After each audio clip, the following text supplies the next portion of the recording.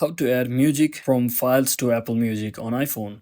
So hello guys, welcome back to my YouTube channel. In this video I'll be discussing about how you can easily add music from files to Apple Music on iPhone. So let's get started. So first thing first, just open up your iPhone and simply head back to this files section where you have downloaded or set it up your all of your music MP3 files.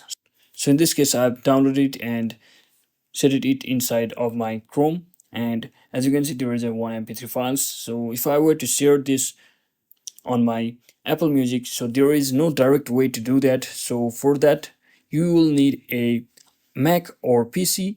So if you are using Mac, simply hold on to that particular mp3 music which you want to share and simply click on share, and just you can just airdrop if you are on Mac. But if you are on your PC, you just have to download the Apple Music Store on your PC via the Windows Microsoft Store itself. And to share this music to your PC, you can simply use another option, that is Gmail, and you can just Gmail this music file to yourself so that you can just directly download it on your PC.